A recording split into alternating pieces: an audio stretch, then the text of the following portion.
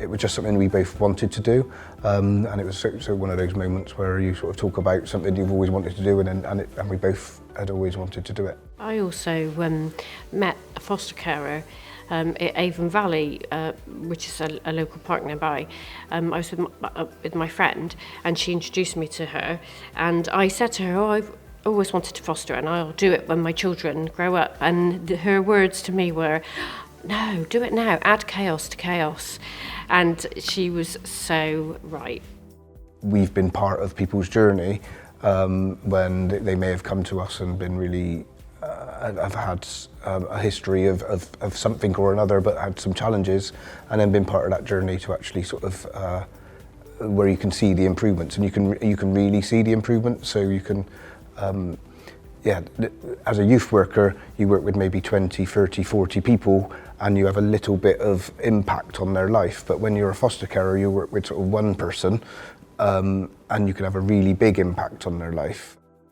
You can see it in real tangible ways, but even simple things like someone that we have fostered, when they came to us, they'd never danced, and we took them to a wedding and they danced for the first time and told us about that was the first time they'd ever sort of been in that environment. So you can see really little changes of, you know, them people, their personalities developing, or experiences that they're having and how that's impacting on them.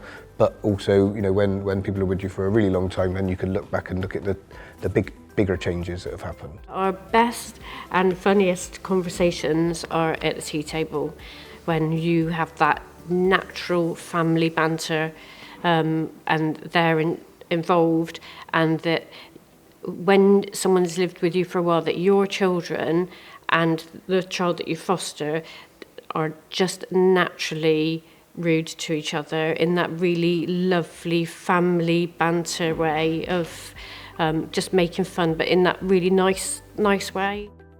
Fostering can be challenging, but sometimes you're just doing what you do. You know, you're just parenting somebody. You know, so putting in those things that you would normally do. You know, like people having breakfast.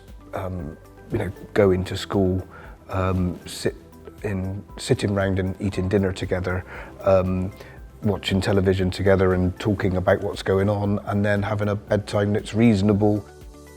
So you get a social worker that's attached to you, so you get supervision, so you can have regular contact, and then also the child's social worker is also part of the support network, so they can talk to them, and then in a sense that team around the child and around you then work together to try and work through any sort of difficulties.